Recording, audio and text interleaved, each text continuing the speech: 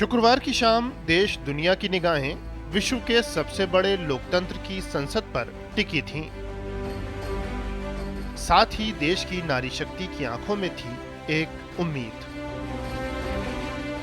उम्मीद संसद और विधानसभाओं में समुचित भागीदारी पाने की।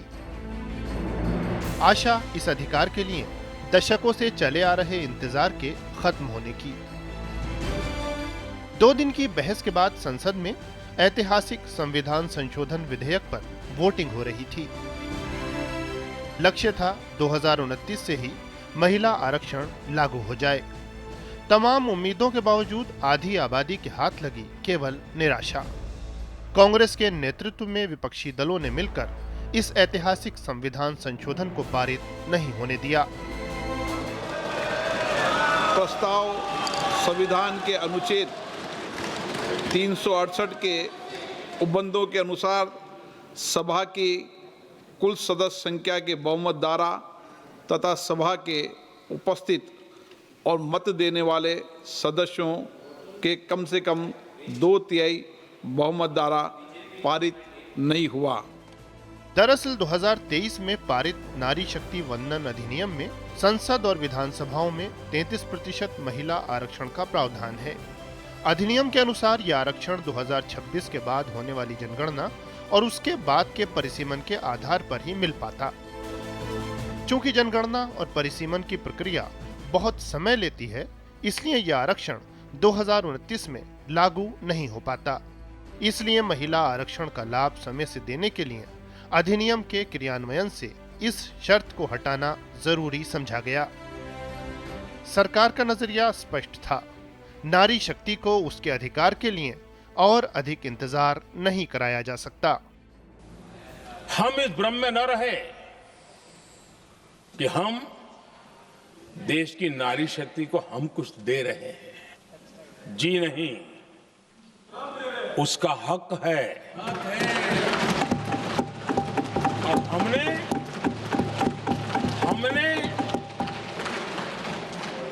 कई दशकों से उसको रोका हुआ है।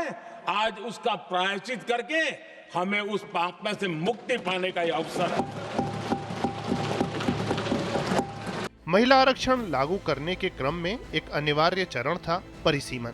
दरअसल 1976 में लोकसभा सीटों की संख्या 550 पर निश्चित कर दी गई थी। तब से अब तक देश की आबादी में बड़ा उछाल आ चुका है। 1971 में देश की जनसंख्या 54 करोड़ थी, तो आज ये आंकड़ा 140 करोड़ को पार कर चुका है। ऐसे में संसद में जनता का न्याय संगत प्रतिनिधित्व सुनिश्चित करने के लिए सीटों की संख्या बढ़ाकर 850 करना जरूरी समझा गया। इसलिए सरकार 3 विधेयक लाई: संविधान 131वां संशोधन विधेयक 2026, परिसीमन विधेयक 2026 और संघ शासित प्रदेश कानून संशोधन विधेयक 2026। 127 सीटें ऐसी हैं जहां 20 लाख से ज्यादा वोटर।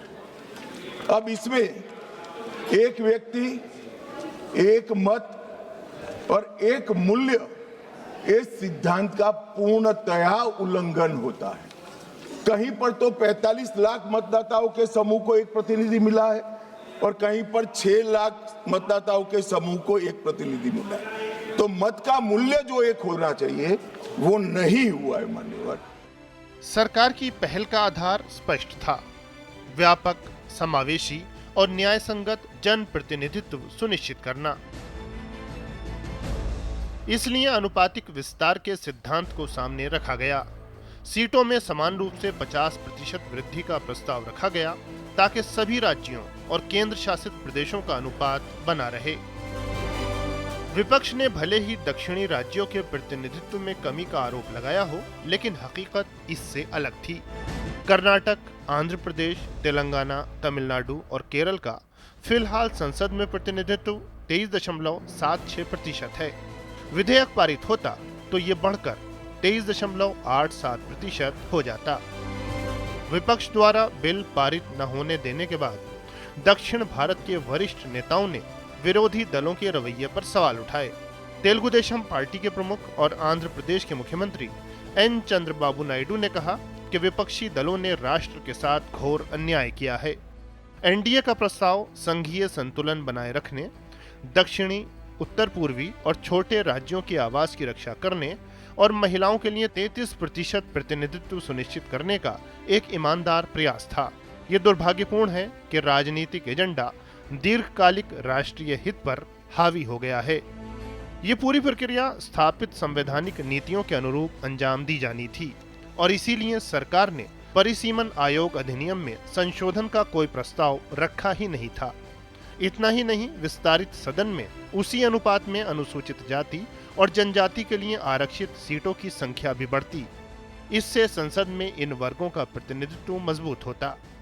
हैरत की बात है कि बहस के दौरान विपक्ष की तरफ से मुस्लिम महिला कोटे की बात उठाई गई, जबकि संविधान में आरक्षण का आधार सामाजिक आर्थिक पिछड़ापन है, न कि धर्म। इतना ही नहीं, विरोध के लिए विपक्ष ने कई और बहाने तराशे। सबसे पहली भ्रांति फैलाना शुरू की कि जाति जनगणना को टालने के लिए ये कर रहे हैं। जाति जनगणना को टालने के लिए हम ये संविधान संशोधन लेकर आए हैं। मैं इनको बताना चाहता हूं मान्यवर, 3 माह पहले जाति जनगणना का पूरा टाइम टेबल हम घोषित कर चुके हैं। टालने का सवाल ही नहीं है। जातिवार जनगणना की शुरुआत हो गई है।